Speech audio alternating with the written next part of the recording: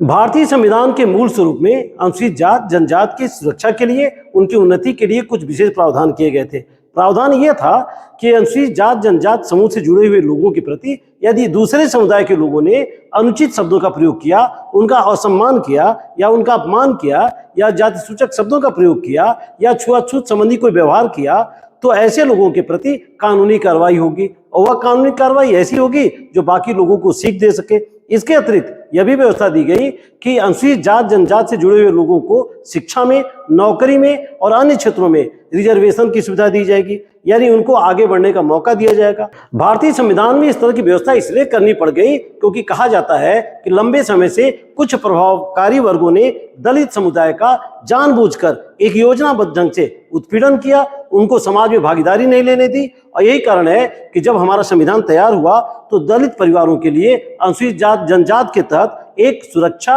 और उनकी उन्नति के लिए विशेष प्रावधान किए गए। इसी के अंतर्गत the constitution schedule caste order 1950 की व्यवस्था की गई, जिसके तहत राष्ट्रपति को यह अधिकार दिया गया है कि वह समाज में अनुसूचित जात जनजात की सुरक्षा के लिए, उनकी उन्नति के लिए नए नए प्रावधान दे सकें, नई सुरक्षा व्यवस्था दे सकें। इसके बाद 1956 तक यह व्यवस्था जारी रही कि हिंदू समाज के दलित परिवार में जन्मे लोगों को यदि उनके साथ कोई ज्यादती होती है तो उनको सुरक्षा दिया जाएगा, और अगर कोई व्यक्ति आगे बढ़ना चाहता है तो उनको आरक्षण की विशेष सुविधा दी जाएगी और भी आर्थिक मदद की जाएगी। इस तरह की व्यवस्था दी जाती रही। लेकिन 1956 में यह सवाल उठने लगा कि यदि कोई हिंदू समाज के दलित परिवार में व्यक्ति पैदा हुआ है और उसने आगे चलकर धर्म को बदल दिया, तो उसको क्या अनुसूचित जात जनजात का दर्जा मिला रहेगा, उसे अनुसूचित जात जनजात को मिलने वाली सुरक्षा व्यवस्था या रिजर्वेशन की व्यवस्था का लाभ मिलता रहेगा। यह सवाल तब ज्यादा उठ पड़ा जब 14 अक्टूबर 1956 को डॉक्टर भीमराव अंबेडकर, जिन्होंने भारतीय संविधान के निर्माण में महती योगदान दिया था, उन्होंने हिंदू समाज के जाति व्यवस्था से प्रताड़ित होकर अपने धर्म को बदल लिया। उन्होंने लगभग अपने 4 लाख फॉलोअर्स के साथ बौद्ध धर्म को ग्रहण कर लिया। तब भी यह सवाल उठा कि जब इतने बड़े समुदाय ने, इतने बड़े वर्ग ने, इतनी बड़ी संख्या में लोगों ने हिंदू धर्म को त्याग दिया और बौद्ध धर्म को ग्रहण कर लिया, तो क्या भारतीय संविधान के प्रावधान के तहत उन्हें SC ST को मिलने वाली सुरक्षा और रिजर्वेशन का फायदा मिलेगा? ऐसे में शायद डॉक्टर भीमराव अंबेडकर साहब को इसकी चिंता नहीं थी। उन्होंने बगैर किसी लाभ की और हानि की चिंता किए बगैर उन्होंने हिंदू धर्म को छोड़ दिया और बौद्ध धर्म को ग्रहण कर लिया। ऐसा मैं इसलिए कह रहा हूं कि जब डॉक्टर भीमराव अंबेडकर ने हिंदू धर्म का परित्याग किया और बौद्ध धर्म को अपनाया, तो उस समय यह व्यवस्था नहीं दी गई थी कि यदि कोई हिंदू धर्म के दलित परिवार में पैदा हुआ है और उसे SC ST की सुरक्षा मिल रही होगी, रिजर्वेशन का फायदा मिल रहा होगा, यदि वह दूसरा धर्म ग्रहण कर लेगा तो भी उसे वह सुविधा मिलती रहेगी। ऐसी व्यवस्था नहीं की गई थी। लिहाजा जब डॉक्टर साहब ने हिंदू धर्म का परित्याग करके बौद्ध धर्म ग्रहण कर लिया, तो जाहिर तौर पर उनको और उनके तमाम अनुयायियों को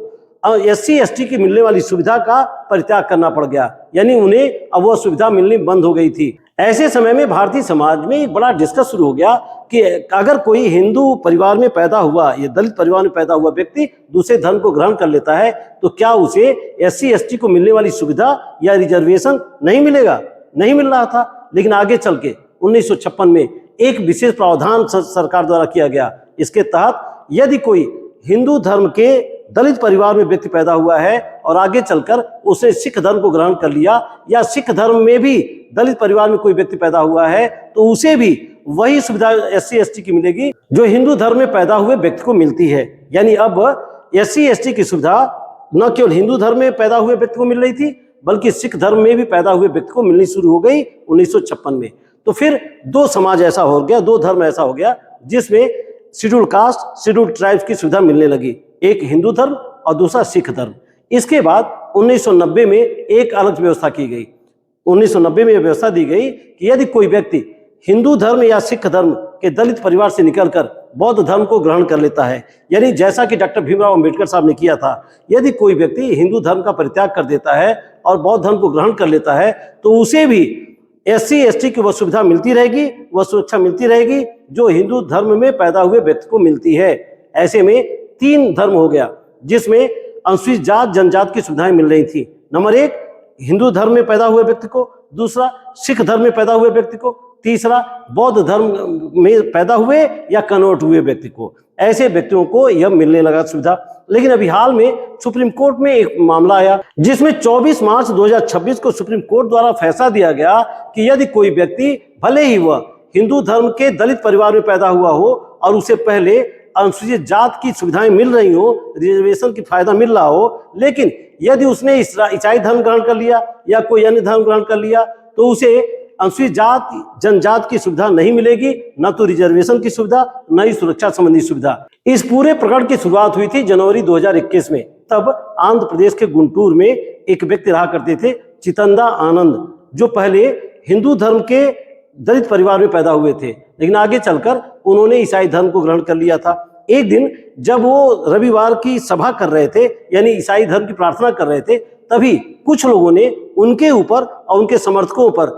बाहरी आक्रमण कर दिया। ऐसे में चितंदा आनंद ने पुलिस में रिपोर्ट दर्ज कराई और उन्होंने उसके साथ साथ SC/ST कानून के तहत भी मुकदमा दर्ज कराया। क्योंकि वो पहले हिंदू धर्म के दलित परिवार में पैदा हुए थे, इसलिए उन्होंने SC/ST एक्ट के तहत भी मुकदमा दर्ज कराया। सब कुछ ठीक ठाक चल रहा था। लेकिन जब यह मामला हाईकोर्ट आंध्र प्रदेश में गया तो आंध्र प्रदेश हाईकोर्ट ने यह कहकर SC/ST एक्ट को खत्म करने की बात कही कि चूंकि इन्होंने ईसाई धर्म को ग्रहण कर लिया था जब ये हिंदू धर्म के दलित परिवार में थे, तो ये SC/ST एक्ट की सुविधा ले सकते थे। लेकिन अब ये चूंकि ईसाई धर्म को ग्रहण कर चुके हैं और खुद को ईसाई बता भी रहे हैं, ऐसे में इन्हें SC/ST एक्ट की सुविधा नहीं प्राप्त हो सकती है, यह कहना था आंध्र प्रदेश हाईकोर्ट का। ऐसे में चितंदा आनंद और इनके समर्थक सुप्रीम कोर्ट गए। सुप्रीम कोर्ट ने 24 मार्च 2026 को फैसला सुनाया कि हाई कोर्ट का फैसला सही है और अगर चितंदा आनंद ने दलित परिवार का छोड़कर ईसाई धर्म को ग्रहण कर लिया, यानी हिंदू धर्म छोड़ दिया और ईसाई धर्म ग्रहण कर लिया, तो भारतीय संविधान के अनुसार उन्हें अनुसूचित जात जनजात की सुविधा नहीं प्राप्त हो सकती, उनको संरक्षण नहीं प्राप्त हो सकती, उनको रिजर्वेशन भी प्राप्त नहीं हो सकता, उन्हें कोई SC/ST एक्ट के तहत कोई सुरक्षा नहीं प्राप्त होगी। इसके तहत सुप्रीम कोर्ट ने उनके पिटीशन को खारिज कर दिया। फिर उन्होंने यानी चितंदा आनंद ने सुप्रीम कोर्ट में हाल में पुनर्याचिका दाखिल किया, इसे भी हाल में सुप्रीम कोर्ट ने खारिज कर दिया। अब सवाल यह उठाया जाने लगा है कि जब हिंदू धर्म के दलित परिवार में व्यक्ति को ही भारतीय संविधान के मूल स्वरूप में केवल SC/ST का सुरक्षा प्राप्त था, तो आगे चल के जब व्यवस्था की गई 1956 में सिख धर्म के लिए और 1990 में बौद्ध धर्म के लिए, तो चूंकि ये दोनों भी धर्म ही है, यदि किसी धर्म के लिए व्यवस्था की गई कि हिंदू धर्म के दलित परिवार में पैदा हुआ व्यक्ति यदि सिख धर्म को ग्रहण कर लेता है या बौद्ध धर्म को ग्रहण कर लेता है तो उसे SC/ST की सुविधाएं, सुरक्षा और रिजर्वेशन का फायदा मिलता रहेगा। तो फिर ऐसा नहीं हो सकता कि उसने अगर किसी व्यक्ति ने इस्लाम ग्रहण कर लिया या ईसाई धर्म ग्रहण कर लिया तो उसे भी ये सुविधाएं दी जानी चाहिए। ऐसे में कानूनविदों का ये कहना है कि चूंकि संविधान में अभी तक सिर्फ 2 धर्मों का ऐसा प्रावधान किया गया है कि यदि हिंदू धर्म के दलित परिवार में व्यक्ति पैदा हुआ है और उसे सिख धर्म ग्रहण कर लिया या बौद्ध धर्म ग्रहण कर लिया, जिसके लिए विशेष प्रावधान किया गया है, और यह अधिकार भारत के राष्ट्रपति को भारतीय संविधान की आर्टिकल 341 देता है कि राष्ट्रपति द्वारा तय किया जाएगा कि किसी राज्य में किसको अनुसूचित जाति जनजात का दर्जा दिया जा सकता है,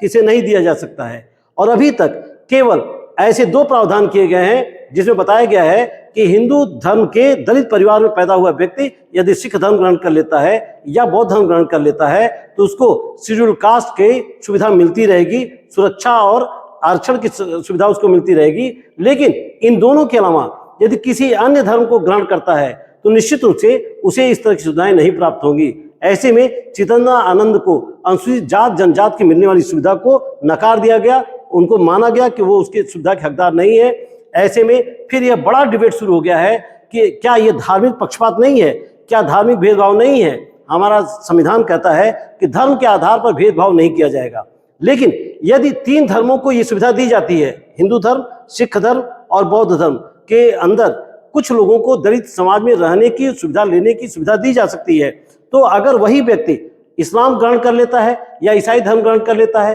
फिर उसको ये सुविधा क्यों नहीं होनी चाहिए। और यदि ये सुविधा नहीं मिलेगी तो भारतीय संविधान की जो मूल अवधारणा है समानता का अधिकार, क्या उसका उल्लंघन नहीं होता है। ऐसे में यह भी कहा जा रहा है कि नहीं, चूंकि इस्लाम में और ईसाई धर्म में धार्मिक जातिवाद धर्म के आधार पर या अन्य किसी आधार पर जातिगत भेदभाव नहीं है। जब जातिगत भेदभाव है ही नहीं इस्लाम में या ईसाई धर्म में, तो फिर उन्हें जातिगत आधार पर किसी को सुविधा देने का क्या ही मतलब है। निश्चित रूप से यह डिबेट आगे चल रहा है। आप इस बारे में क्या सोचते हैं हमें कमेंट करके बताइएगा। Thank you.